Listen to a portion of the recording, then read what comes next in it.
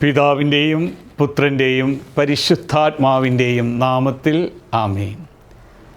യേശുവിൻ്റെ അമൂല്യ രക്തത്താൽ വീണ്ടെടുക്കപ്പെട്ട ദൈവജനമേ, 2024 ക്രിസ്മസിൻ്റെ എല്ലാ നന്മകളും അനുഗ്രഹങ്ങളും പ്രാർത്ഥനാപൂർവം അച്ഛൻ ആശംസിക്കുകയാണ്. ഇന്ന് ശാന്തിയുടെയും സമാധാനത്തിൻ്റെയും സ്നേഹത്തിൻ്റെയും പങ്കുവയ്ക്കലിൻ്റെയും മഹോത്സവമാണ്. പിതാവായ ദൈവത്തിൻ്റെ സ്നേഹവും ആ പിതാവിൻ്റെ പങ്കുവയ്ക്കലുമാണ് ക്രിസ്മസ്. പിതാവായ ദൈവത്തിന് ലോകത്തിന് സമ്മാനിക്കുവാനുള്ള പങ്കുവയ്ക്കുവാനുള്ള ഏറ്റവും വലിയ പങ്കുവയ്ക്കൽ തൻ്റെ പുത്രനായ ക്രിസ്തുവിനെയാണ്. തൻ്റെ ഏകജാതനെ നൽകുവാൻ തക്കവിധം അവൻ ലോകത്തെ അത്രമാത്രം സ്നേഹിച്ചു. ആ സ്നേഹത്തിൻ്റെ തിരുനാളാണ് ഇന്ന്. അപ്പോൾ എല്ലാവർക്കും സ്നേഹവും സമാധാനവും സന്തോഷവും ഐശ്വര്യവും അനുഗ്രഹവും ഉണ്ടാകട്ടെ എന്ന് അച്ഛൻ പ്രാർത്ഥിക്കുകയാണ്. ആർക്കാണിത് അനുഭവിക്കുവാൻ കഴിയുക? മാലാഖമാർ പാടി, നല്ല മനസ്സുള്ളവർക്ക്. അത്യുന്നതങ്ങളിൽ ദൈവത്തിന് മഹത്വം, ഭൂമിയിൽ സന്മനസ്സുള്ളവർക്ക് സമാധാനം. നല്ല മനസ്സിൻ്റെ ഉടമകളായി മാറുമ്പോൾ പിതാവായ ദൈവം നൽകിയ സ്നേഹവും സമാധാനവും സന്തോഷവും അനുഭവിക്കുവാനായിട്ട് നമുക്ക് സാധിക്കും. ക്രിസ്മസ് അങ്ങനെ സന്തോഷം കൊണ്ട് നിറയുമ്പോൾ ചില ചിന്തകൾ നിങ്ങളുമായിട്ട് പങ്കുവയ്ക്കുവാനായിട്ട് ആഗ്രഹിക്കുകയാണ്. നമ്മുടെയൊക്കെ കുട്ടിക്കാലം മുതൽ ക്രിസ്മസിനെക്കുറിച്ചുള്ള നല്ല ചിന്തകൾ, മനോഹരമായ പുൽക്കൂട്, നക്ഷത്രവിളക്ക്, ക്രിസ്മസ് കരോള്, ക്രിസ്മസ് കാർഡ് കൈമാറൽ, സമ്മാനം കൈമാറുകൾ, ആശംസകൾ പറയുക എത്രയോ ഹൃദ്യമാണ്. ഇന്നും ആ നല്ല നാളുകളിലേക്ക് നാം കാത്തിരിക്കുകയാണ്. ഇന്നത്തെ ദിവ്യബലിയിൽ നാം പങ്കെടുക്കുമ്പോൾ ഒന്നാമത്തെ വായനയിൽ നാം ഇങ്ങനെ വായിച്ചു കേൾക്കുന്നു: അന്ധകാരത്തിലായിരുന്ന ജനത ഒരു വലിയ പ്രകാശം കണ്ടു. മരണത്തിൻ്റെ നിഴൽ വീശിയുന്നിടമേൽ പ്രകാശം ഉദയം ചെയ്തു. അങ്ങ് അവരെ ആനന്ദഭരിതരും ആഹ്ലാദഭരിതരുമാക്കി.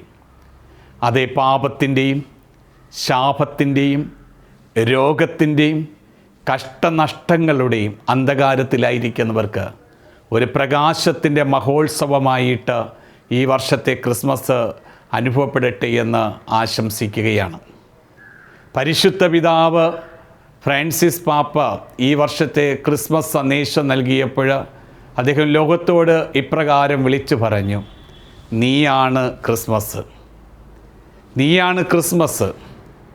നീ എപ്പോഴാണ് ക്രിസ്മസായി മാറുന്നത്? ക്രിസ്തു നിന്നിൽ ജനിക്കുമ്പോഴാണ്, ക്രിസ്തു നിന്നിൽ രൂപം കൊള്ളുമ്പോൾ.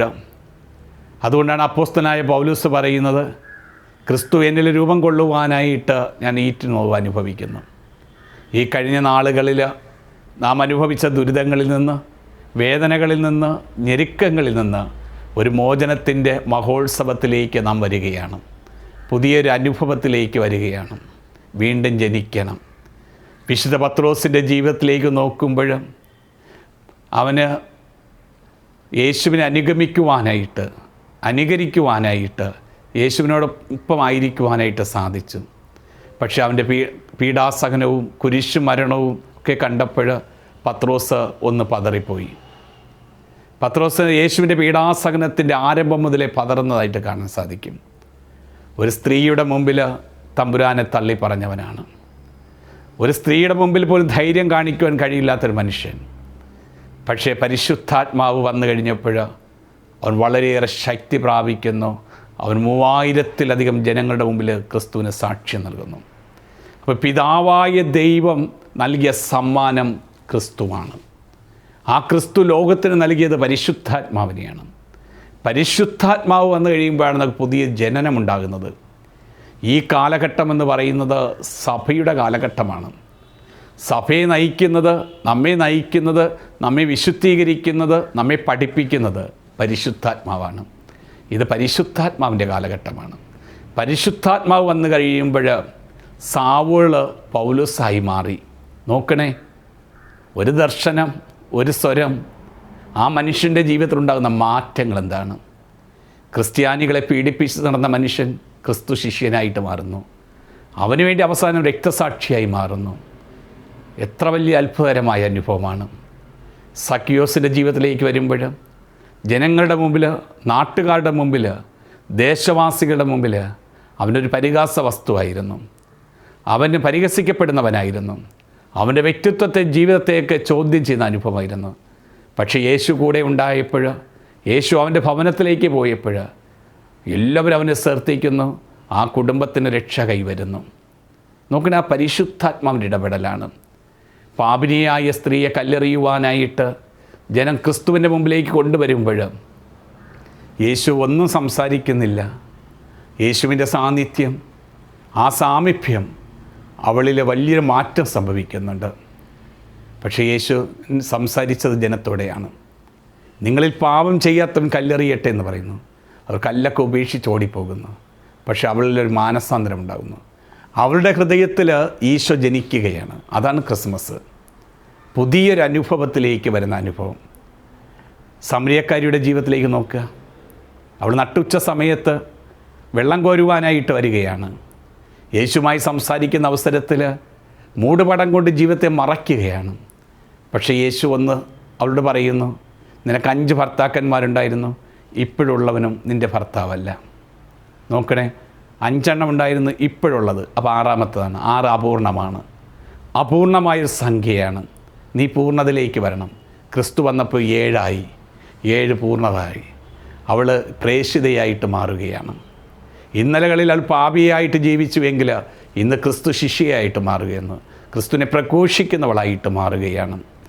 മദ്ദലേന മറിയത്തിൻ്റെ ജീവിതത്തിലേക്ക് നോക്കുമ്പോൾ പൈശാചികമായൊരു ബന്ധനം, തിന്മയുടെ ആസക്തികളാൽ നിറഞ്ഞവൾ. പക്ഷേ ഉത്ഥാനത്തിന് സാക്ഷ്യം വഹിക്കുവാൻ യേശു തിരഞ്ഞെടുക്കുന്നവളെയാണ്. യേശുവിൻ്റെ അനുഭവം, ഉയർപ്പിൻ്റെ അനുഭവം പങ്കുപറ്റുന്നവളാണ്. ലോകത്തെ അറിയിക്കുന്നത് അവളാണ്. പ്രിയപ്പെട്ടവരെ, ക്രിസ്മസ് ഒരു ഉത്ഥാനമാണ്. ക്രിസ്മസ് ഒരു ഉത്ഥാനത്തിൻ്റെ മഹോത്സവമാണ്. ഇന്നത്തെ നമ്മൾ സുവിശേഷത്തിലേക്ക് വരുമ്പോൾ വിശുദ്ധ ലൂക്കായുടെ സുവിശേഷമാണ് വായിച്ച് കേൾക്കുക. ലൂക്കായുടെ സുവിശേഷത്തിൽ മനോഹരമായിട്ട് കുറിച്ച് വയ്ക്കുക.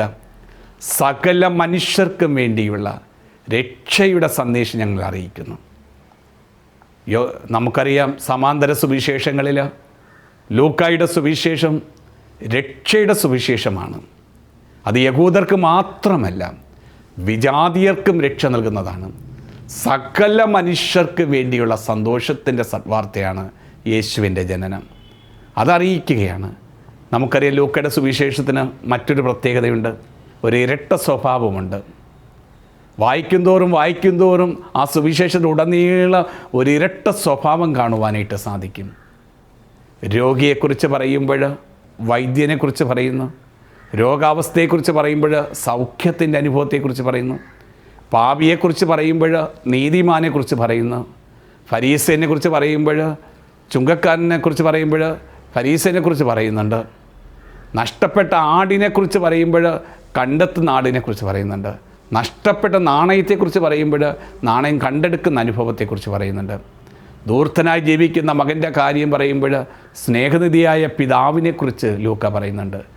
എന്ന് തുടങ്ങി സകല മനുഷ്യർക്കും, യഹൂദർക്കെന്നല്ല, വിജാതിയർക്കെന്നല്ല, സകല മനുഷ്യർക്കും രക്ഷയുണ്ട് എന്ന് പറയുന്ന സുവിശേഷമാണ്. അതുതന്നെയാണെന്ന് തെറ്റിപ്പറവിയിലും പറയുക. സകല മനുഷ്യർക്ക് വേണ്ടിയുള്ള രക്ഷയുടെ സന്ദേശം. നോക്കണേ, സഭയിൽ ക്രിസ്മസ് ആഘോഷങ്ങളൊക്കെ ആരംഭിച്ചു. ആദ്യമായിട്ട് പുൽക്കൂട് നിർമ്മിച്ചത് അസീസിയിലെ വിശുദ്ധ ഫ്രാൻസിസ് ആണ്. ആ പുൽക്കൂടിനെക്കുറിച്ചുള്ള നല്ല ചിന്തകൾ ഫ്രാൻസിസിൻ്റെ മനസ്സിലുണ്ട്. അദ്ദേഹം ജനിച്ചതും ഒരു കാലിത്തൊഴുത്തിലാണല്ലോ. ക്രിസ്തുവിന് വേണ്ടി കാലിത്തൊഴുത്ത് രൂപപ്പെടുത്തുവാൻ, പുൽക്കൂട് കെട്ടുവാൻ, അവിടെ ലോകത്തിലുള്ള അറിയപ്പെടുന്ന എല്ലാം, മറിയമുണ്ട്, ഔസേപ്പുണ്ട്, ഒട്ടകമുണ്ട്, ആടുണ്ട്, കാളയുണ്ട്, പശുവുണ്ട്, ആട്ടിടയന്മാരുണ്ട്, രാജാക്കന്മാരുണ്ട്, എല്ലാവരും ചേർന്നൊരു പുൽക്കൂട്. അവിടെ മധ്യ ഈശോയുണ്ട്. ഈശോയുള്ളപ്പോഴാണ് പുൽക്കൂട് പൂർണ്ണമായത്. ഇന്നത്തെ പകലുകളിൽ നമ്മൾ മുഴുവനും വീട്ടിന് മുമ്പിൽ നക്ഷത്ര വിളക്ക് കത്തിക്കുവാനായിട്ട് നക്ഷത്രം ഒരുക്കുകയായിരുന്നു. ഇന്നത്തെ രാത്രിയിൽ നമ്മുടെ വീടിൻ്റെ മുന്നിലൂടെ ഒരു മനുഷ്യൻ യാത്ര ചെയ്യുമ്പോൾ ഈ പകലിൽ നമ്മൾ അധ്വാനിച്ച നക്ഷത്രം അടവുണ്ട് എന്ന് ലോകമറിയണമെങ്കിൽ അതിൻ്റെ ഉള്ളിൽ വിളക്കുണ്ടാകണം, പ്രകാശമുണ്ടാകണം. അതേ പ്രിയ സഹോദരങ്ങളെ, നമ്മളാരും നിസ്സാരരല്ല. നമ്മളൊക്കെ സ്റ്റാറുകളാണ്, നക്ഷത്രങ്ങളാണ്. പക്ഷെ നക്ഷത്ര വിളക്കുകളായി മാറേണ്ടവരാണ്. നക്ഷത്ര വിളക്കുകളായിട്ട് വഴികാട്ടികളായി മാറേണ്ടവരാണ്. ആ വഴികാട്ടിയാണ് യേശുവിനെ ബത്ലഹേമിലേക്ക് അടയാളമായിട്ട് നിന്നുകൊണ്ട് രാജാക്കന്മാരെ എത്തിക്കുന്നത്, ശാസ്ത്രികളെ എത്തിക്കുന്നത്. അപ്പോൾ പ്രിയപ്പെട്ടവർ നോക്കണം, നമ്മുടെയൊക്കെ ജീവിതത്തിൽ യേശുവിലേക്ക് എല്ലാവരെയും എത്തിക്കുവാനുള്ള, യേശുവിനെ കാണിച്ചു കൊടുക്കുവാനുള്ള നക്ഷത്ര വിളക്കുകളായിട്ട് നാം മാറണം. അതുകൊണ്ടാണല്ലോ ഈശോ പറഞ്ഞത്, ഞാൻ ലോകത്തിൻ്റെ പ്രകാശമാണ്, എന്നെ അനുഗമിക്കുന്നവന് ജീവൻ്റെ പ്രകാശം ലഭിക്കും. എന്നിട്ട് ഈശോ പറയുകയാണ്, നീയാണ് ലോകത്തിൻ്റെ പ്രകാശം. എൻ്റെ പൊന്നു സഹോദരങ്ങളെ, ഈ 2024 ക്രിസ്മസ് ആഘോഷിക്കുമ്പോൾ നാം ക്രിസ്തുവിൽ നിന്ന് പ്രകാശം സ്വീകരിച്ച് പ്രകാശിക്കുവാനും, സ്വയം പ്രകാശിച്ചുകൊണ്ട് മറ്റുള്ളവരെ പ്രകാശിപ്പിക്കുവാനും, ഈ ലോകത്തെ പ്രകാശിപ്പിക്കുവാനും, അതുവഴി നീ ക്രിസ്തു അനുഭവമുള്ള വ്യക്തിയായി ലോകം തിരിച്ചറിയുവാനായിട്ട് ഈ ക്രിസ്മസ് സാധിക്കണം. നമ്മൾ ക്രിസ്മസിന് ഒരുക്കുന്ന ഒന്നാണല്ലോ ക്രിസ്മസ് ട്രീ. വളരെ മനോഹരമാണ്. ആദ്യ പാപം ചെയ്യുന്നതിന് മുമ്പുള്ള പറുദീസായിലെ മരത്തെ സൂചിപ്പിക്കുന്നുണ്ട്.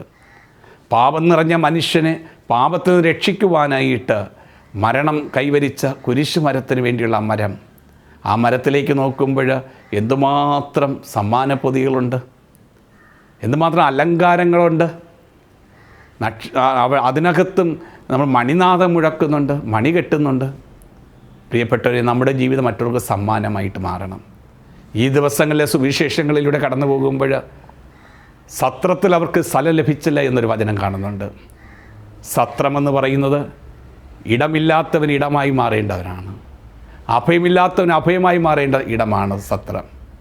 അവിടെ പോലും സ്ഥലം കിട്ടിയില്ല എന്ന് പറയുമ്പോൾ, ഈ കാലഘട്ടത്തിൽ ഈ ക്രിസ്മസ് ആഘോഷിക്കുമ്പോൾ വേദനിക്കുന്ന മനുഷ്യരിലേക്ക്, രോഗികളുടെ അടുക്കിലേക്ക്, അവശരുടെ അടുക്കിലേക്ക്, പാർശ്വവൽക്കരിക്കപ്പെട്ടവരുടെ അടുക്കിലേക്ക്, സമൂഹം മാറ്റി നിർത്തുന്നവരുടെ അടുക്കിലേക്ക് നമ്മളൊക്കെ അഭയമായിട്ട് മാറണം, നമ്മളൊക്കെ സത്രങ്ങളായിട്ട് മാറണം.